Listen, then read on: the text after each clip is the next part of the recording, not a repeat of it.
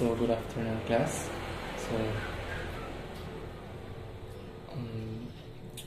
before we start our next topic, we have to pray first. So who can lead the prayer? In the name of the Father, the Son, and the Holy Spirit. Amen. Amen. Before you sit, please pick up the pieces of paper under your desk. Okay, very good. So, have a seat.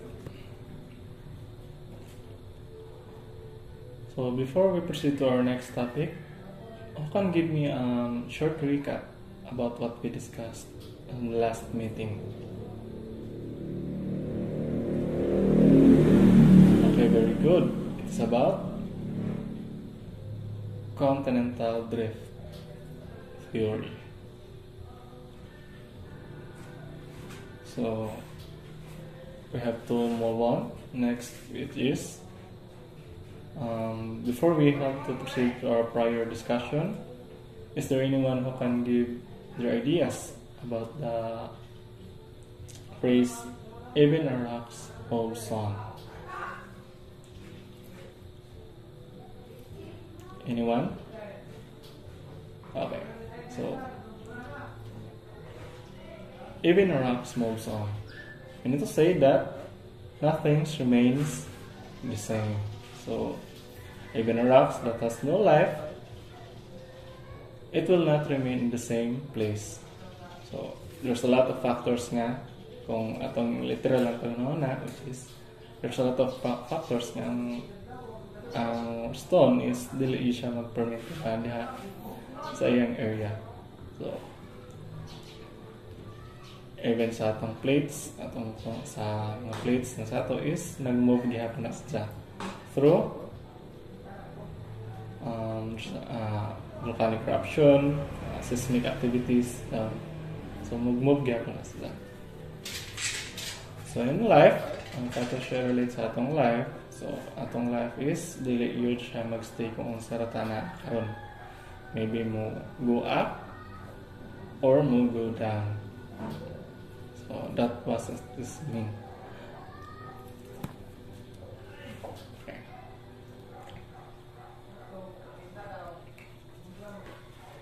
So before we start on our class discussion, so I need to what we call this one, on the recap the rules inside my class. So first is we have to listen and follow directions that given by instructor. Next is we have raise your hand before you speak or before speaking. Respect your classmates and your teachers as well.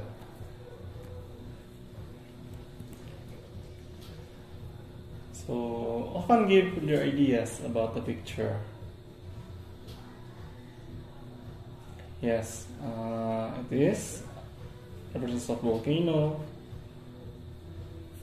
and storms like a cycle. Okay, so our topic today is about rock cycle.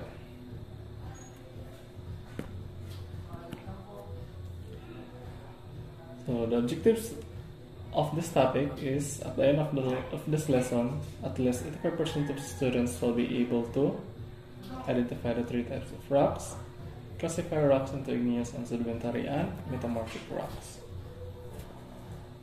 Okay, so there's a short activity like a jumble letters. So how can you correct the number one, or who can give me the answer on the number one? So right, it is a rock cycle. Number two is sedimentary rocks. Number three is metamorphic rock. Very good. And number four is there anyone who can answer number four? Yes, it is solidification. So solidification is the process where man-discuss na to siya gamay. Yeah.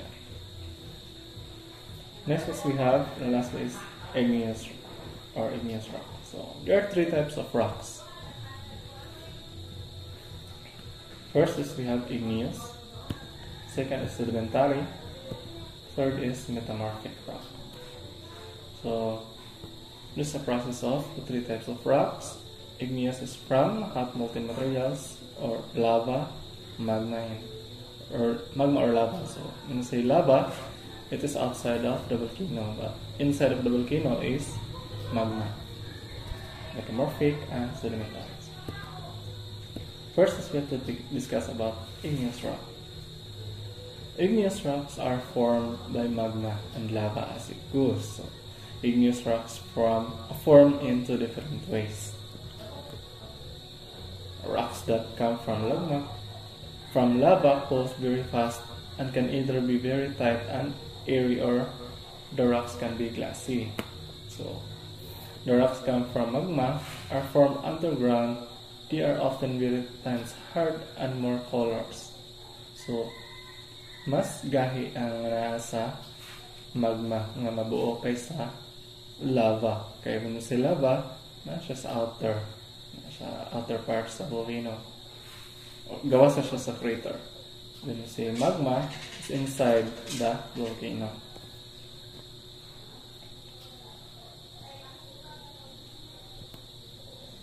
So this is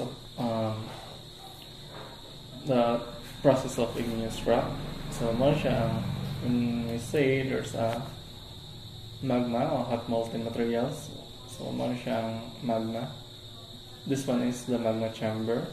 So magma musaka dari bang paggawas may mo siyang lava. So ang lava when it cools or when it cools, so it turns into igneous rock. Next is we have sedimentary rock. So sedimentary rock is made when sediments, sand, gravel, and dirt are pressed together over time and become a rock. So sedimentary rock is mana siya ang katong mga gagmay na mga debris nga nangabuak gikan sa ubang dagko nga rock. Then ma-press siya mag-stick together. So ma-stick together na sila. So mudikit siya mura sa masimento. Daghan na makita man ni siya sa kasagaran sa mga seashore, sa mga dagko nga bato nga nakilid sa kilid sa tubigan. Kasagaran na siya makita dito. So sedimentary rocks are formed in layers. So mag-layer na siya. So these are the sediments. So sediments is mata siya mga gagmay mga debris nga mudikit sa bato. Next is we have metamorphic rocks. Metamorphic rocks are made from other rocks. So gikan nga siya sa ubang bato, sa igneous or sediments. Okay, ang metamorphic rock is heat and pressure helps change an igneous or sedimentary rocks into new kind of rock. So ang metamorphic rock ay gikan sa gihapon sa either it is igneous or sedimentary rocks. But with the use of heat and pressure, makabuo sila og metamorphic rock. Kaya ma-deform.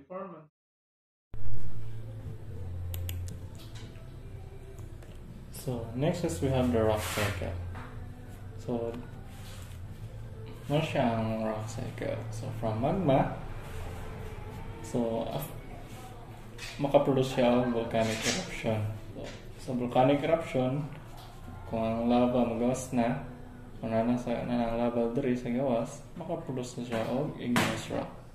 So ang igneous rock, kung pinky-pinky na siya, throw up dagang mga siguro this one scenario which is kanang sa withering. So soil erosion, so namin mga bato nga makuha sila yung slide na once na mag-collide ng mga bato, makaproduce yung sediments kung katong mga gagmay na mga tipak. So ang katapong mga sediments after long period of time dikit dyan sila sa bang bato madagko makaproduce siya og sedimentary rocks. So ang kanang sa sedimentary rock is nasa ni uban mga factor which is kanang mga fossil, mga decayed plants. Katong mga decayed plants or decayed animals na may tendency sila na katong oil manggod mao pa mo padikit sa bato. So kung namatay ani nga kuan nga animals string area nga naibato sa kilid, so na tendency na katong iyang oil nga nasa animals most of the factor nga makadikit sa bato. Next is we have the metamorphic rock. So after sa sedimentary rock, yun siya ang metamorphic rock. So sa metamorphic rock is motong the factor ay factor ang nakabuo siya heat and pressure. So next is we have an activities. Make an essay and also draw the different types of rocks. So get one sheet of paper, write what you've learned in a rock cycle, and draw in a short bond paper. So next is we have answer question. That's all, and thank you.